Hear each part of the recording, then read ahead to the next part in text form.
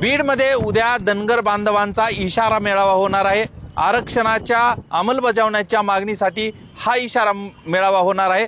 त्यासाठीची जय्य तयारी या ठिकाणी करण्यात आलेली आहे। व्यासपीठ आहे आणि हजारो समुदाय या ठिकाणी उद्या जमा होणार आहे। अशा पद्धतीचं ग्राउंड देखील या ठिकाणी तयार करण्यात आलेलं आहे।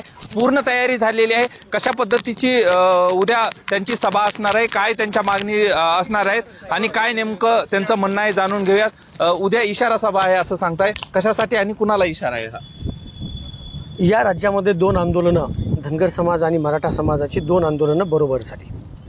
त्यातल्या मराठा समाज बांधवाला न्याय मिळाला आणि दुसऱ्या समाजाच्या तोंडाला पाणी पुसण्याचं काम या राज्य सरकारने केलं आहे। दोनदा उपोषण दोन्ही समाजाची बरोबर झाली। शिंदे समिती दोन्ही समाजाची आहे आणि मग आमच्यावर हा अन्याय का, आमच्या तोंडाला पाणी का पुसताय? गेल्या 75 वर्षाचा हा संघर्ष, हा लढा आणखीन या राज्य सरकारनं संपुष्टात येऊ दिलं नाही। लेखी आश्वासन दिलंय 3 महिन्यात आरक्षण अंमलबजावणी करतो, बाकीच्या राज्यांचा अभ्यास करतो अशी समिती नेमली। जी समिती नेमली त्याच समितीला राज्य सरकार आदेशित करतंय की तुम्ही याचा अभ्यास करू नका, दौरा करू नका, अहवाल देऊ नका आणि इकडे धनगर समाजाला सांगतंय की 3 महिन्यात तुमची अहवाल घेऊन अंमलबजावणी करतो। उद्या 20 तारखेला ही वेळ संपली आहे।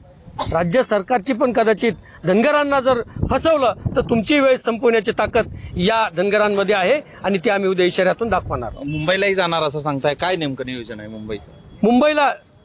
मुंबईमध्ये या राज्यातला किमान 1 करोड धनगर हा मुंबईच्या दिशेनं राजमाता अहिल्यादेवींचं दर्शन घेऊन निघणार आहे आणि जाताना मेंढ्या, आमच्या सगळ्या मेंढ्या सोडून तर आम्हाला जाता येणार नाही आरक्षणासाठी। आमच्या मेंढ्या असतील, सोबत आमचे घोडे असतील, आमचे काठी असेल, घोंगडा असेल, जो काही धनगरी वेशभूषेत आणि धनगरी लाव जम्यासहित आम्ही मुंबईच्या दिशेनं निघणार आहोत। 22 तारखेपासून आझाद मैदानावर आमरण उपोषणाची रीतसर परवानगी आम्ही घेतलेली आहे। एकूणच मराठा बांधवानंतर धनगर बांधव देखील आरक्षणाच्या मुद्द्यावरून आक्रमक झालेले आहेत। मुंबईला जाण्याचा इशारा उद्या या ठिकाणाहून दिला जाईल। विष्णू बुर्गेजी, 24 तास, बीड।